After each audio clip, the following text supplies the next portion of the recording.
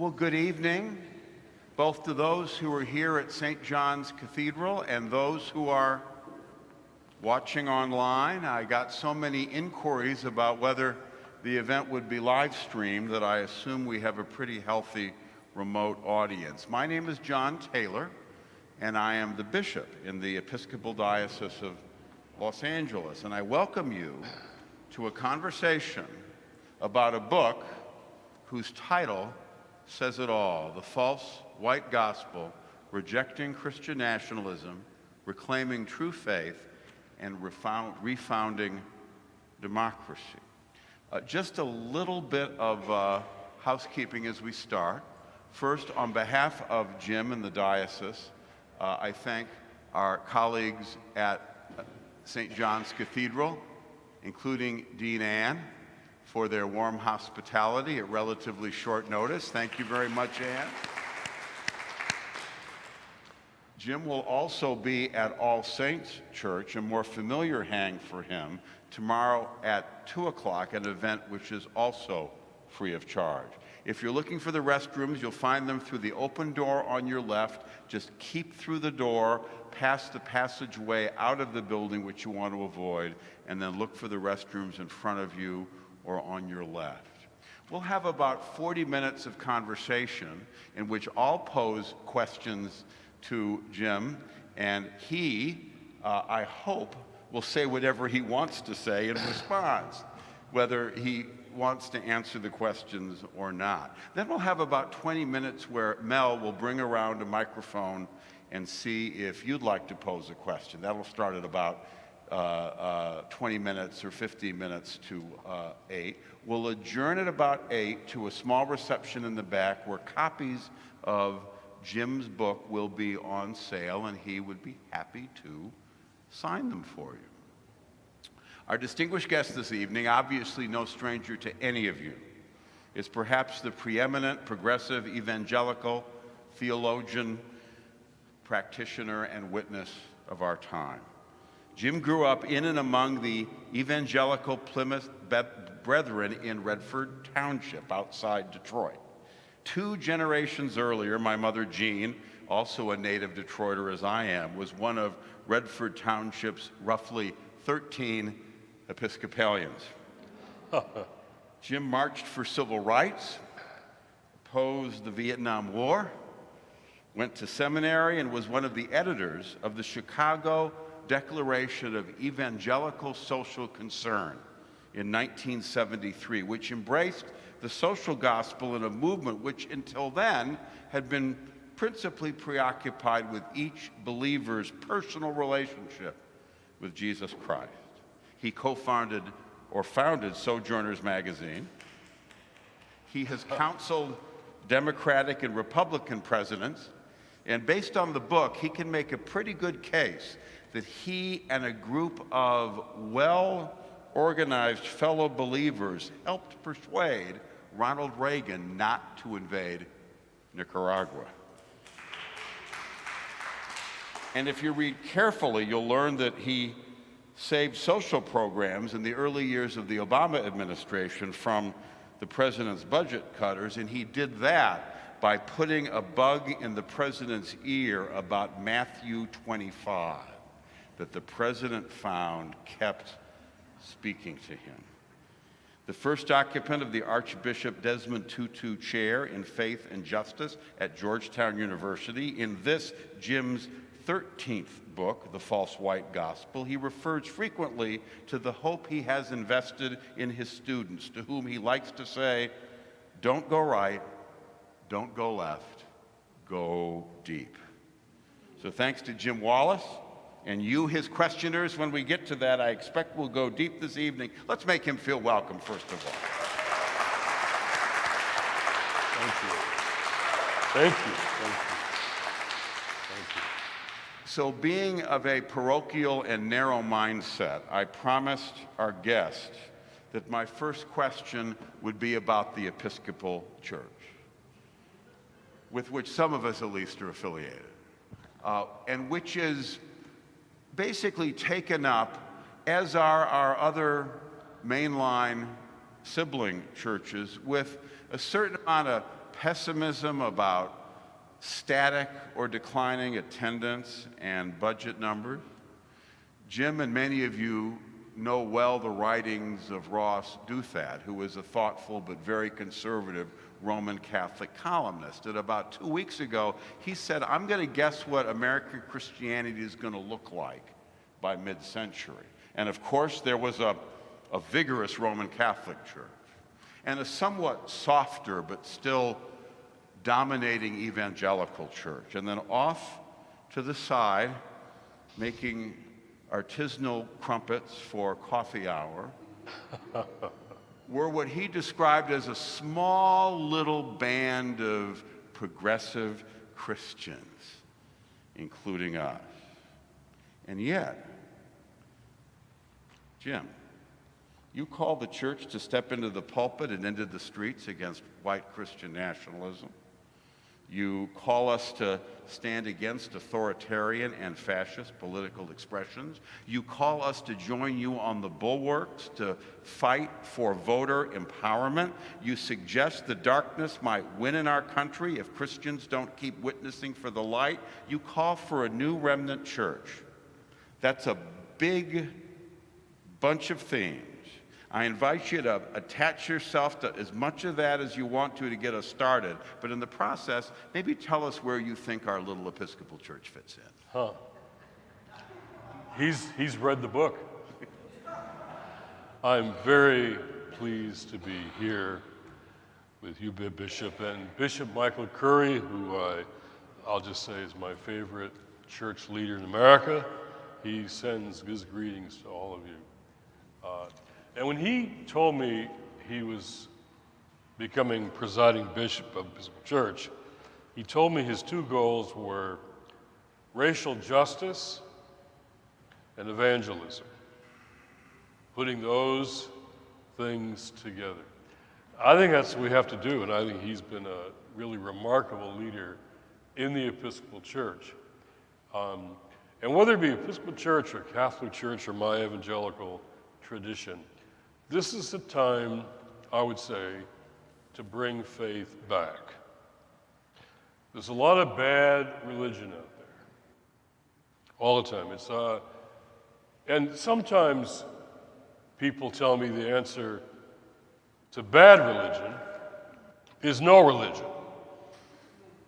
There are days that I think that too.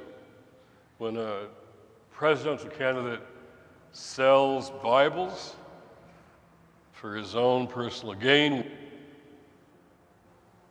bless the USA on the cover, or when a candidate compares himself literally to Jesus Christ and then says things that are contrary to whatever Jesus taught us. But I have been really encouraged in the last 2 weeks. I've been in 12 cities in 2 weeks, all around the country. And there's a hunger out there, Bishop, for a different kind of faith, a different kind of word, a different kind of faith factor. I think the faith factor could be decisive in this election, more even than before I began this tour. Because the bad religion is centered on what is called white Christian nationalism. Now, the name spells the problem. So here's the most inclusive, welcoming, inviting vision in the world, and it becomes white. Christian, they say, but they don't mean love and service and sacrifice. They mean control and domination. And you and I have had some theological training and know about dominionist theology. It's an old idea. And then nationalism. I am getting up in years, but I wasn't there for the ascension of Christ. But I've read about it. And Jesus tells his followers to go into all the world to make disciples of every nation and teach them to observe whatever I have commanded you. So that's the false white gospel that we can overcome, I think, not just with politics or media, but really with a whole new, deeper conversation about what did Jesus say and what did he mean then and now. And so the first part of the book is on this idolatry, let's call it, false worship of white Christian nationalism, and this heresy of proclaiming Jesus but not paying attention to what he says. The rest of the book is 6 iconic biblical texts that I knew before, but I wanted to go back to, and I've wrestled with these and read all the commentaries and wanted to see what Howard Thurman thought about. And I found new stuff, new things, and I'm trying to refresh and reframe them for a time like this. And I think that's the way to deal with the next 7 months before an election, and then beyond. Because this isn't going to go away with an election, but this is a test, big test of democracy, more than any time in my lifetime or any time since the Civil War, in my opinion. Test of democracy. The other is, though, a test of faith communities, whether we're going to stand up and speak out or not. Third test is a test of a new generation.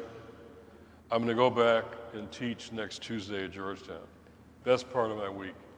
And I always give them a quiz. What's the fastest growing denomination in the country? Back to your first question. What is it? Quiz. None of the above. That's right. The nuns. So when the religious affiliation box comes up, they check none of the above. So at Georgetown, when I first went there full 2 years ago, I remember I was talking to a group and I said, I love the nuns. And the sister said, we love you too. I said, yeah, well, I love you too. The N-U-N-S. In fact, when I used to go out to speak for Sojourners years ago, Jeff and Wendy Carr were with me at Sojourners in Washington. I would go to these conservative, evangelical Christian colleges. There'd be 2 rows of Catholic sisters, full garb, sitting in the chapel or the auditorium. And I'd say, sisters, what are you doing here? They said, well, we're local, Jim. I said, I figured that, but why here? This is a very conservative place, Jim. And we thought somebody should have your back. So I had nuns as bodyguards for years, which is the best to have. But these new nuns, these young people, it's not a secular movement that a lot of people are afraid of. Most believe in God or something bigger than themselves. What they're looking for is courage and authenticity. And they are watching us in this election, watching what faith communities say and do or don't say and do. And if we come down on a politicized false gospel, I think a lot of those young people are never going to show up at our doors again. So this is for them too. The book's dedicated to my 2 sons, Luke and Jack, who are 21, 25, my new daughter-in-law, who's 25, and my students, who I think are going to really make a significant difference. But so I'm actually, after 2 weeks of being on the road, pretty encouraged and excited about what I'm hearing and seeing. So I hope we have a good conversation here tonight. So speaking of young people watching the church carefully, I'm going to take you back to Redford Township just for a moment. You were 16 years old. Yeah. Your father had come back from war. You and your family were enjoying all the benefits of the GI Bill, including you wrote a 2-bedroom ranch-style house. But then, at the age of 16, you had an epiphany about how our Detroit neighbors of African descent were being left out of the story. How did that happen, and how did it change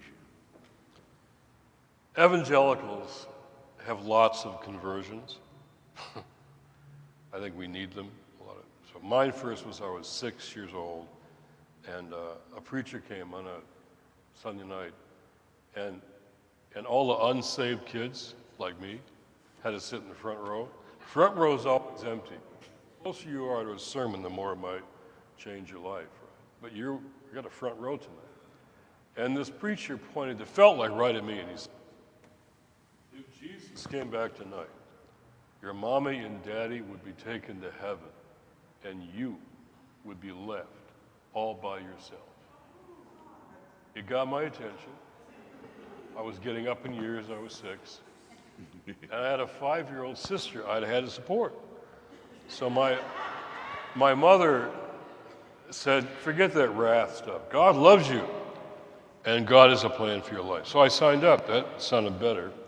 But my second conversion, which was more important, came in those teenage years. So I'm now listening to my city, reading newspapers that you know, reading the papers in Detroit, hearing the news, having conversations with adult people. And something really big seemed really wrong. And nobody in my white church, white school, or white neighborhood would talk about it. So I tell my students, trust your questions and follow them to wherever they take you to get the answer. So I went into the city, just showed up at black churches. And one of the young black church leaders I met is going to be at All Saints tomorrow. He's 94 years old now. One of my mentors and elders, Bill Pinnell. And I got taken in by these black churches.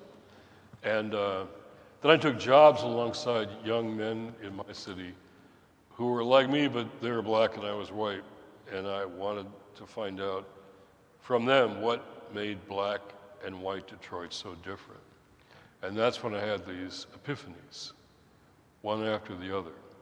It was a janitor at Detroit Edison, and this guy that I met, Butch, he and I loved to move the heavy desks because we like to be big and strong. So this is how old I am. When the elevator operators were on sick or on vacation, we'd be put in the elevators. I was actually an elevator operator back when they had the little chairs. And so he invited me home for dinner one night, and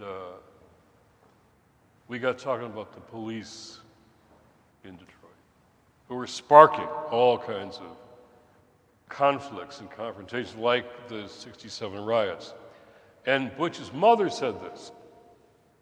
She said, well, that's why I tell my kids, if you're ever lost, can't find your way home, and you see a policeman, duck under a stairwell, hide behind a building, wait till he passes, then find your way home. And when she said that, she wasn't a militant political person. She was a mom, like my mom, looking out for her kids. But my mother's words just screamed into my head at that moment. My mom would tell her 5 kids, if you're ever lost, can't find your way home, look for a policeman. The policeman is your friend. He'll take you by the hand and bring you home. And I began to learn that this wasn't just personal, but structural. And that's where your question comes in. My dad was in World War II in the Pacific. And when he came home, GIs like my dad got a GI Bill, free education, FHA loan to help you buy your first house. When you're given housing and education, you get to be middle class. My government made my family middle class.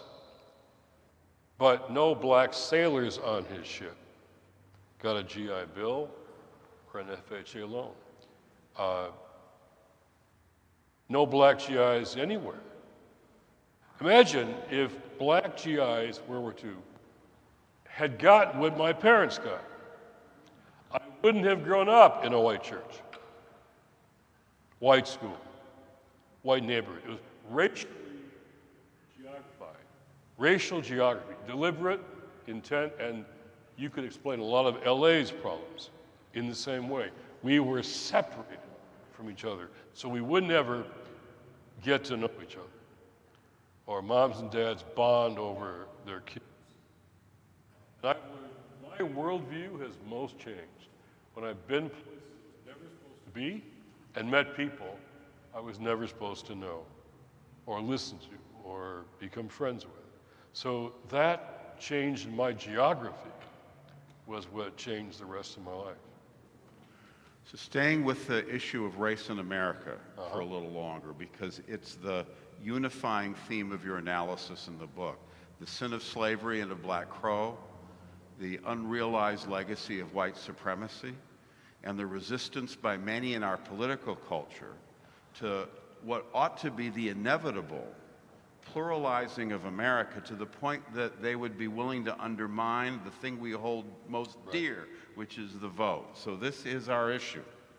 Most of these statistics come from your book, Jim. Nearly a third of men of African descent report they've been the victims of police brutality.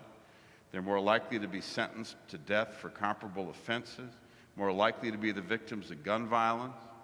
Yet, as we try to face up to this, we also find from your analysis, fewer and fewer of us have relationships across lines of race. You say that some white liberals basically don't get it. And what you bring to this conversation is this notion of proximity. Talk to us about that. Let me give you two in the beginnings. In the beginning of this country, we had the eradication, almost, and the stealing of land of the indigenous people here. Then the kidnapping of the African race, the brutal chattel slavery, free land and free labor to build our economy. But in the beginning, before our beginning, and I love, one of my texts in this book is the first book, first chapter, first book in Genesis, which gets to your question. Genesis 1:26. I get surrounded, you might feel this too sometimes, by political noise, just all around. And, it just is overwhelming sometimes. So the political noise is surrounding me, and I get to the first part of that text. It says, then God said, all the noise, then God said, like, be quiet, shut up. And then God says, let us create humankind, all of us, in our own image and likeness. So let's apply that to voting rights. Any effort to suppress a vote, intimidate a vote, not count a vote, subvert the electoral process is nothing less than an assault, an attack on Imago Dei, the image of God. Which means what's at stake here is not just partisan gerrymandering and voting practices. They're attacking the image of God. That Genesis text at the beginning of everything for us is the foundation for all of our earthly talk about human rights and civil rights. So we're in this movement called Faith United to Save Democracy in key states where the battle is on, voter suppression is going on. And we call ourselves, us in Detroit, with the leader of our movement in Michigan, and we call ourselves the Imago Dei movement for voter suppression. And because of that, what happened to my family, that proximity is indeed the issue. We are prevented from proximity with each other. I found this, I was a Little League baseball coach for 22 seasons with my two boys, Luke and Jack. And 12-year-old kids, we'd start talking about this. And I would, after talking to the black players, I would tell my white players, did you know that your black teammates, black classmates, have all had the talk with their dad or mom about how to behave when you're with a policeman. And every black player I ever coached had to talk. Every black student I ever had to talk. The white players never had that talk with their parents, and their white, liberal, progressive DC parents didn't even know what was going on. And unlike what some white parents say, oh, if you talk about that, it'll make our kids feel guilty and bad and responsible. No, it made them, I should say this in church, it made them pissed. The white kids. What's happening to their black teammates. That was the beginning of conversations about racial justice as 12-year-olds. And I'm in touch with those kids now in college, and they're now studying all this stuff. So proximity, not just ideas, proximity, relationship. Thomas Merton said, everything is about relationships, and he's right. So proximity is what will change us. But without the proximity, we're stuck in our narrow, we're living in two different universes of facts, information in this country. And one side's not even talking to the other side. So from race to the church, and I want to stress to those who haven't read the book yet, that Jim does not argue that white Christian nationalism and the United States evangelical church are the same thing. One imagines a Venn diagram where there's some intersection. And I want to take Jim back to the Chicago Declaration in 1973, which must have been an incredibly hopeful moment. Yeah.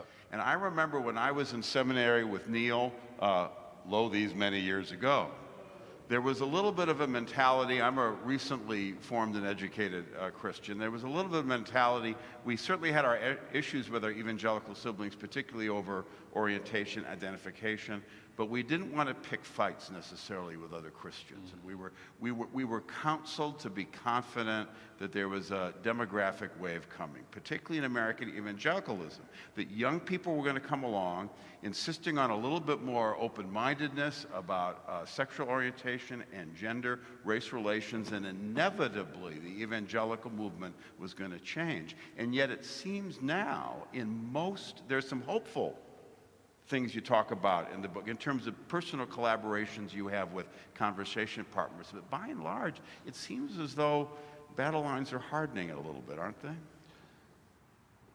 The Chicago Declaration, 1973, was a real high water mark, because we had all those of us who were the young evangelicals, feminist evangelicals, black evangelicals, were with the establishment, the centrist, Wheaton College, Christianity Today, all those people. And they came to our gathering, and we wrestled with the document, and they all finally signed it at the end.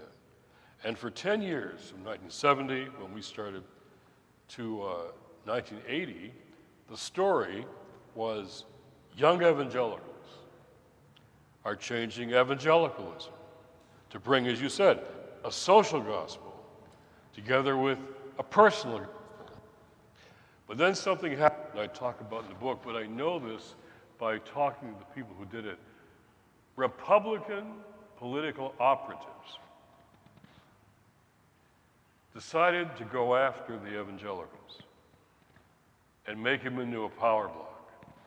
And Richard Viguerie, one of the leaders I talk about in the book, I know Richard because as a Catholic, he's against the death penalty. And he and I have worked against the death penalty together. But he boasted one day, he told me, yeah, we just went to Jerry Falwell and Pat Robertson. And Viguerie was the direct mail guru of the day. He said, give us your lists and we'll make you household names in America. It wasn't sort of a theological difference. It was a political takeover of evangelicalism, way back to 1980. And so we've been battling that. Now, though, there's a whole new generation, I talk about them in the book too, coming up, And they're into climate justice. They're into everyone being welcomed and included. LGBTQ are initials that stand for those who are beloved of God. And they're just doing something very new and very different. And they're not worried about the political takeover because they're just on their own doing something new. So, and they're joining with a lot of other young white believers in other places.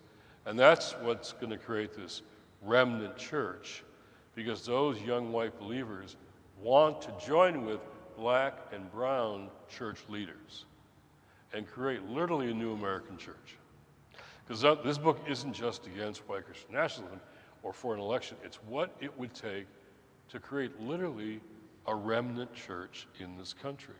So again, that takeover has hit very hard, but it's getting exposed now for the politics that it is. And I want to talk about a theology of democracy, a spirituality of democracy, and not just the politics. So there's been a lot of great history and journalism written recently about that takeover of the GOP. Rick Perlstein's book, Nixon Land, he was your pioneer at All Saints a couple of years ago. There's a great podcast called Landslide, which you can get on NPR right now. And I thought I was learning all about this stuff for the first time until I learned that in 1976, Jim co-authored an article for Sojourners identifying this very movement to basically use direct mail to merge evangelical Christianity with the Republican Party. And there's a local angle on this, a moving story of reconciliation. The local angle is Bill Bright, founder of Campus Crusade for Christ out of UCLA. Tell that story about how you and he first clashed over that and then moved forward. This was the precursor to the 1980s takeover that produced Ronald Reagan. Bill Bright and John Conlon, a congressman from Arizona, put together a plan to use Bible study groups, prayer groups, to infiltrate with their far right. John Conlon was hoping to be the president. And Bright and Conlon, the others, they were using Fuller Seminary in particular, and they were trying to really manipulate people's faith for politics. So we discovered this, and I remember calling Bill Bright, was able to track him down in a motel room. I said, Bill, we've got this documentary story, investigative reporting. We have these facts. I'd like to give you a chance to respond. Let's talk, or you can even respond to the article that we're doing. The article was called A Plan to Save America. Sound familiar? And Bill Wright's response was, I remember on the phone, he said, if you publish that, I will destroy you. I said, well, Bill, I'm giving you a chance to respond. If you publish it, I will destroy you. We published it. It got a lot of national attention. John Conlon lost his next race in Arizona, and Bill was discredited. And so he was very angry with me for a long time. I remember an evangelical prayer breakfast meeting where we all went around these evangelical leaders and said who we were. He said, my name is Bill Bright. I'm not a liar like Jim Wallis. And a black evangelical, Tom Skinner, jumped out of his seat and jumped in front of Bill and I, and a fist fight almost broke out. So I used to write at a friend's place in Florida. She had this motel on the beach. My family would go down there. But Bill Bright and the Campus Crusade people would go down there too, and they'd witness on the beach. And Marianne, my friend, was much more on our side of things than Bill, but she said she was afraid we'd run into each other in the motel, maybe in the laundry room. And so I would always tease her about that. One day she said, Bill is here. He's in the hotel. So I called him. I said, Bill, Jim Wallis, been a long time. We had a lot of tensions back in the day. You want to go for a walk on the beach? And he said, okay. So here we are walking on the beach. And he says, Jim, tell me how you came to Christ. So I did. Bill, tell me how you came to Christ. And he did. He said, I'm kind of a Great Commission guy, That was their campus crusade. Go into all the world. But in my later years, I've been reading what Jesus said in that Great Commission. He said, teaching them to observe everything I've commanded you. And I just realized, Jim, that Jesus said we should care for the poor. And you've been doing that a long time. How are the poor doing? Long beach conversation. At the very end, he said, can we pray together? And we did on the beach. And it was a real reconciliation. And then a few weeks later, Bill Bright died. And I got a letter that my team said, you just got this letter from Bill Bright. And something he'd written before he died. He said, Jim, I really appreciate our time at the beach. And I've been given some money from somebody to pass out to groups that are doing the Lord's work. So here's a check for the work of Sojourners. Bill Bright, the last before he died, gave a check to Sojourners. And that's in the book. It's called Turning Friends into Enemies, or Enemies into Friends. And so, to me, that's a very hopeful story, because Bill Bright and I we were thought to be great enemies, and I could never reach out to him. One day, though, he was there, went for a walk on the beach, and talked about our faith. So I want to talk to people who say they believe in Jesus and say, okay, let's talk about that. And then we go through these texts. What did Jesus say? What did he mean? If you interpret that differently, let's talk about it. Let's have a conversation.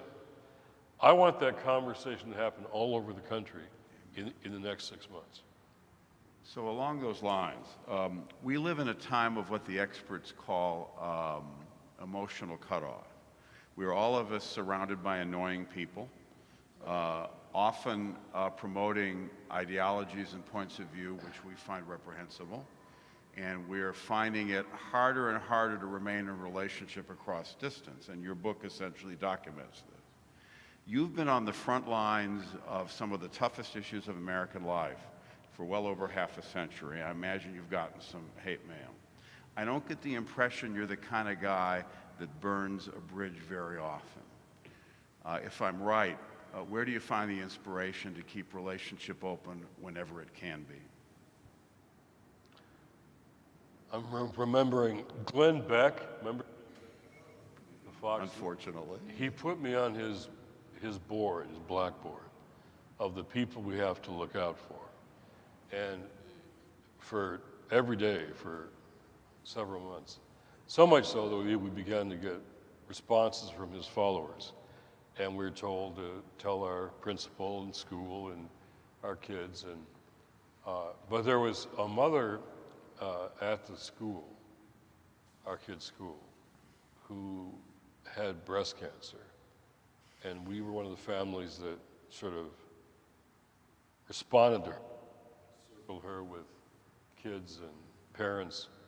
And she was also an anchor at Fox News. And when she saw Glenn doing this, she went to him and said, I know that family. They're a great family. Stop doing this to Jim. And he stopped. So every fall in my class, we have a whole discussion, the class before Thanksgiving. because they're all going home to talk to crazy Uncle so-and-so, Mom and Dad. And we talk about how to reach people. And if we say, you're wrong and I'm right, that just doesn't go very far.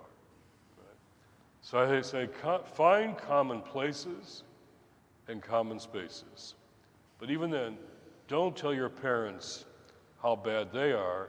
Tell them how you're changing, how you're thinking, how you're asking questions. Because most parents want to know what their kids are thinking, right? So find that common ground with your parents who do love you, but they need to understand how you've changed. And that becomes a conversation. And I don't know you all in this room, but you probably have family and friends, and maybe members of your congregation, who are voting very differently than you are. How do we have those conversations? But I'll make a statement here that's controversial.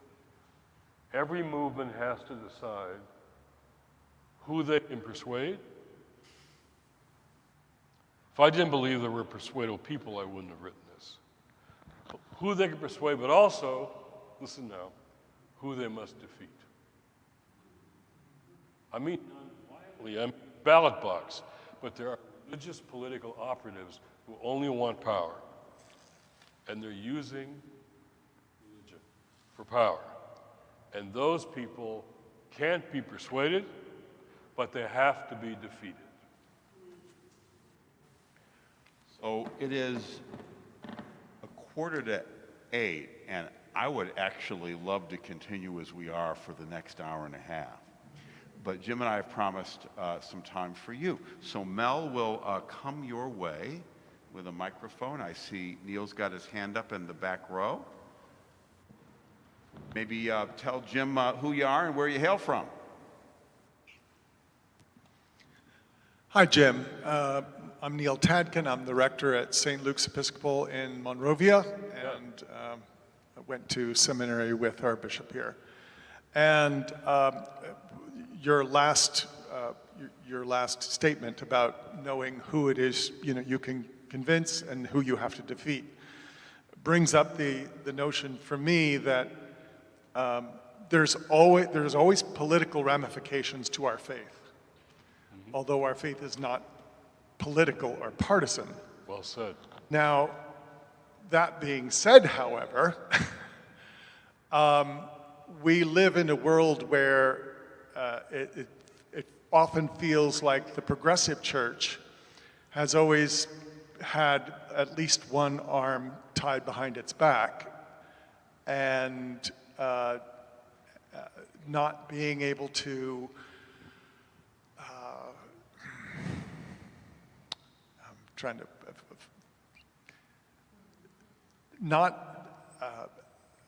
not being able to stand up for something, because we tend to think, oh, I can't bring this up because then it's political and we lose our tax exempt status, et cetera, et cetera. And yet we know there are plenty of people on the right, the religious right, that have no problem with that. They're going to be as political as they can get away with. So I'm like, when do we get to the point where we should just say we should not have tax deductions for churches and not be able to, that the church needs to be a taxable organization just like anybody else, and therefore you can say whatever it is that you're going to say. I've actually asked parishioners and said, if your contribution to this parish were not tax deductible, would you give any less? And not a single person said they would. And this tax exempt status of a lot of these churches is what keeps them financially and politically powerful. So could you talk a little bit about that dilemma? Yeah, I think you're raising good issues about the trap that we can get into. But right now, the issue isn't tax exemption. The IRS isn't going after any churches that do whatever. They just don't. It's fear. It's fear of losing my congregation. It's fear. There's an opening story in the book about seminarians at Candler, at Emory, that I was with after a talk there on all of this. And the black pastors were all saying what they really felt, which black pastors often don't say what they really feel in ecumenical circles. They were that night. And the next morning we unpacked it with Southern pastors, young Southern pastors. The white Southern pastors probably agreed with what the black pastors were saying, but they were pleading for truth, and all I heard from the white pastor was risk. Truth, risk. I'm a female pastor, and I need my parsonage for my family. I'm afraid I'll lose my pension or my job, or my senior pastor says, keep our donors' demographics in mind when you fear.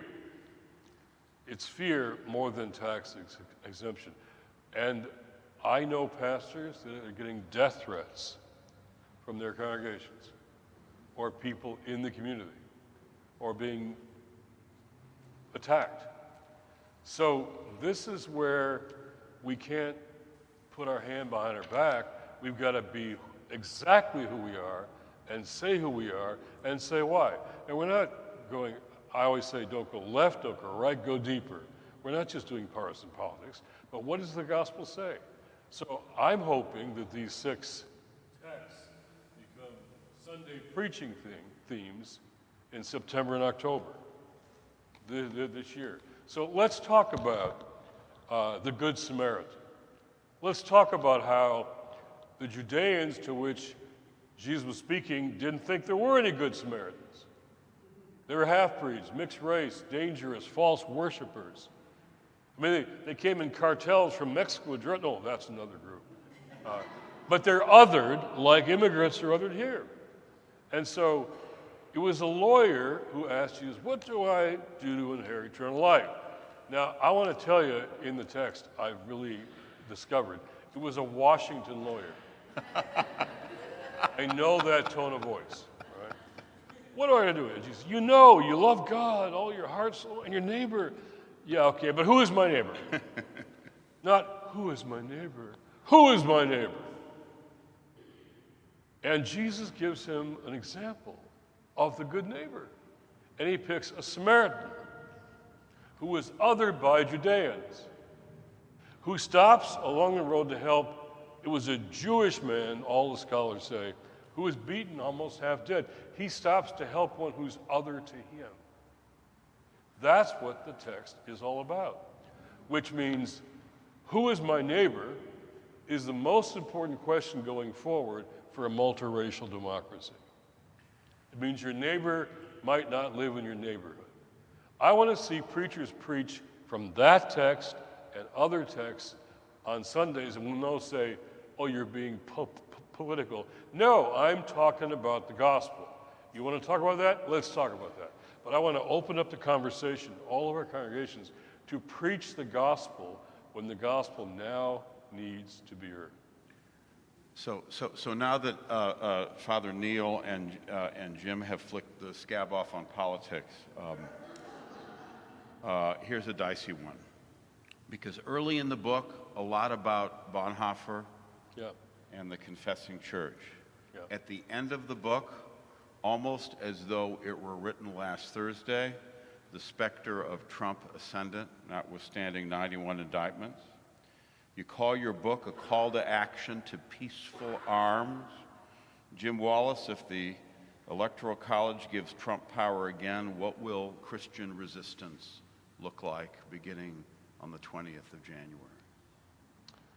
So we have this campaign called Face, plural, it's Christian, Muslim, Jewish, United Democracy.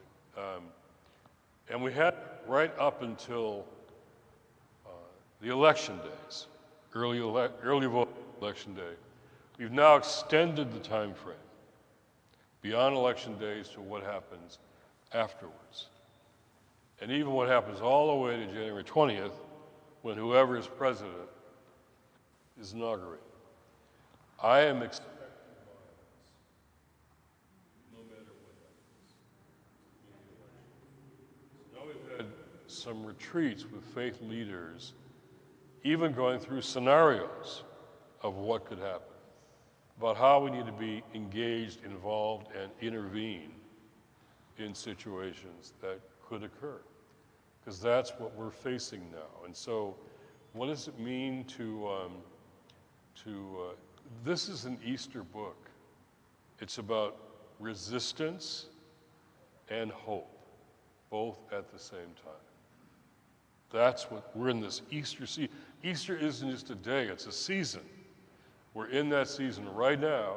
It's very timely. And so it means Trump has said that he's going to destroy his opponents. So getting arrested won't be as easy as it is now, $50 and you're home in time for dinner. It could be very serious now. And yet, I think, like Bonhoeffer, in that conversation with those young pastors, they brought up Bonhoeffer. Isn't this a Bonhoeffer moment? I said, yeah, it is. When Bonhoeffer said, and they quoted this to me, didn't he say when Christ calls a man, he bids him come and die? He said that. We don't know the cost of what costly discipleship will mean right now. We don't know. But I think, as Eddie Glaude writes in this book, he wrote the foreword to the book, Eddie says, everything is collapsing and everything is possible at the same time. And we've got to go into this believing that we could come out of this and more could be possible than ever has been before because of this fight we've gone through. Biblically, Chronos time, tick-tock, tick-tock, Kairos time, where time, an event, changes time, changes things for a long time. We're in a Kairos moment right now. If we live it into that despite the risk, then who knows what could happen. We started a little late. We've got time for one question. Hi, my name's Felicia. I have been looking at this for a long time, and I remember reading Peter Herzl's book, Jesus and Justice, where he talks about the beginning of evangelicalism and what that's about. And even at the beginning, there was an entity that infiltrated the movement to pivot it. It started out as a revival for the repentance of the sin of slavery, and then it turned and it became separatist. There was a short period of time where you had real togetherness, but this other entity came in and made it racist and destroyed the initial spirit of it. And I'm seeing this happen over and over and over again. My question is, how do we as believers and as Christians keep that entity out? It's like you were talking about there's a political entity trying to infiltrate the church for their own purposes. I know now we have to be hyper-vigilant about not allowing that entity to take over because it ruins the message of the gospel. How do we protect it so that that doesn't happen again? I feel the encroachment of evil going on around us probably more than I ever have before. And it feels like it's more than just trends or bad religion talk. There's evil going on. Every nation has its better angels and its worst demons. And our racial demons run very deep in this country. Donald Trump is not a leader, he's a marketer. He's marketing racial grievance effectively. It's deeper than that. Donald Trump is marketing the nation's worst demons. That's what he's doing. That's what's at stake. And it's encroaching all around. And the only way to deal with that is to name it and take it seriously and really respond with the faith. It is spiritual warfare up against principalities and powers. And part of what they're doing, they want to make young people, who I talk to all the time, cynical and skeptical, and voting doesn't matter, and it's all the same. And democracy needs to be transformed in this nation, absolutely. But unless we save democracy as it is, we won't transform it. We can't. So how do we take seriously those entities? I'm going to call them evil entities that just are encroaching. I feel it more palpably than just my analysis. I feel the evil encroaching. I mean, they just took 6,000 voters off the rolls in Ohio. They're all black voters, almost entirely. So what are we doing? Black churches in Ohio on Sundays are going to make sure people know if they're registered to vote or not on Sunday. Not next November when they find out too late, I'm not registered. My on that list. And so we're going to combat this with spiritual warfare.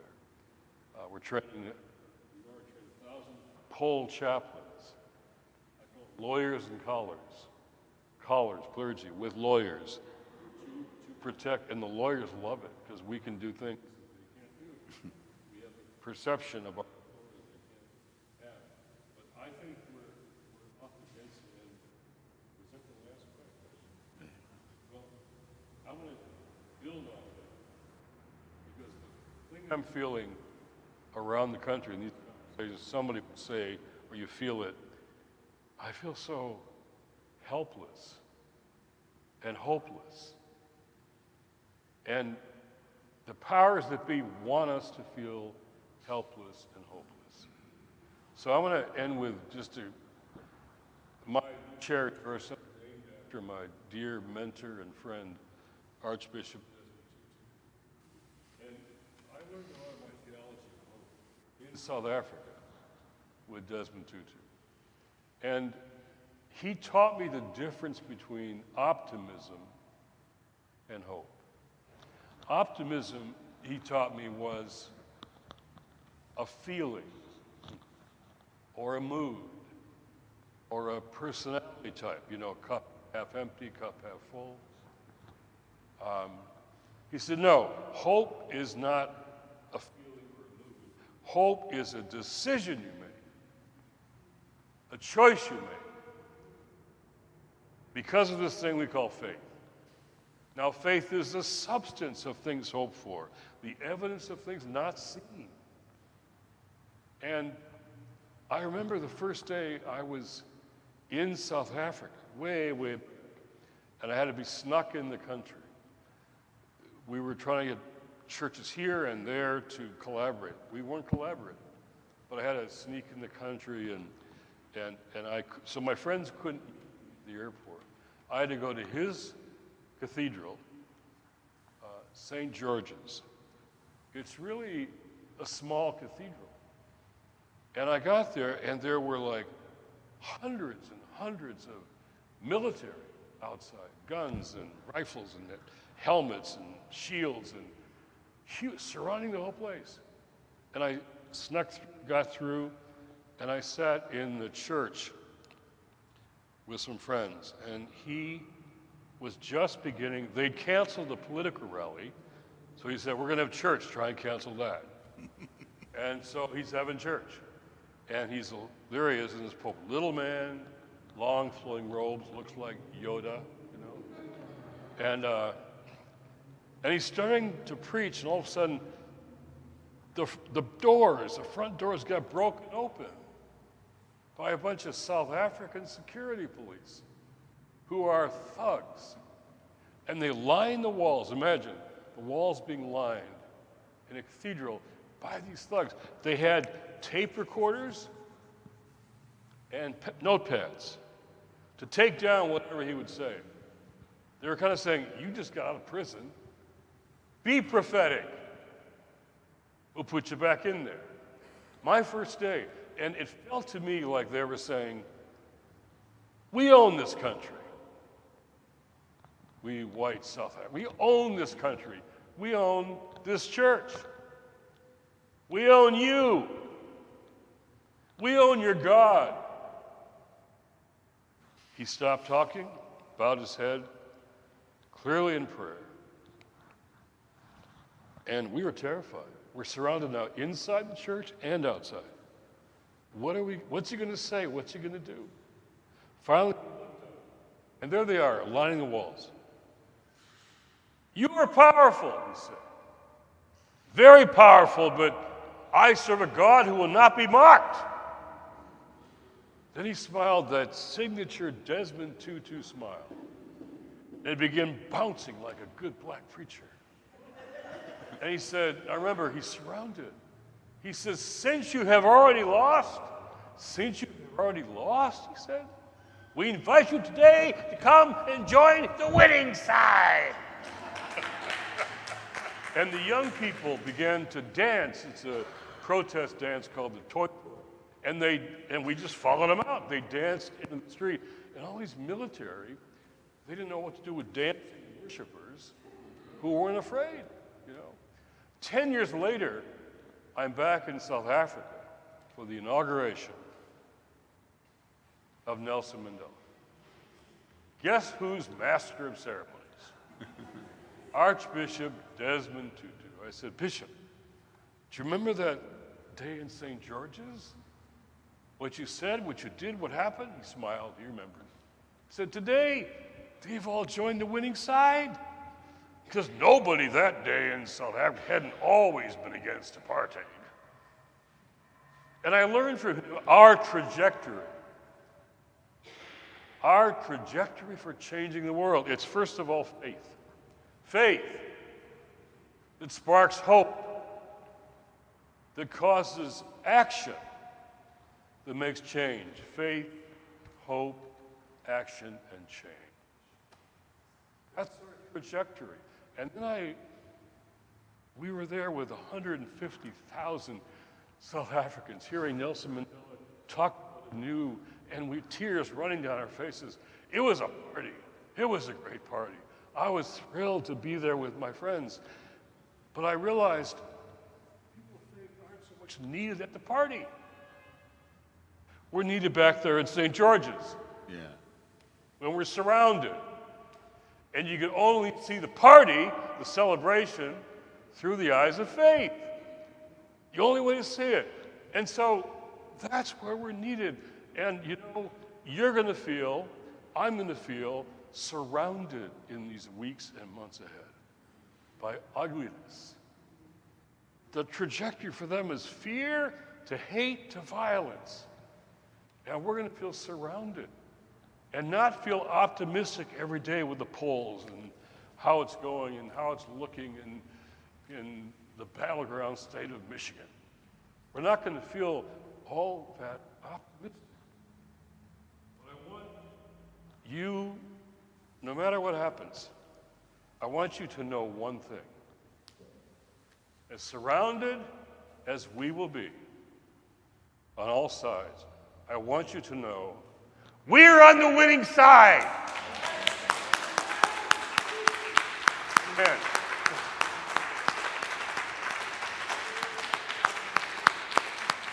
People of God, Jim Wallis.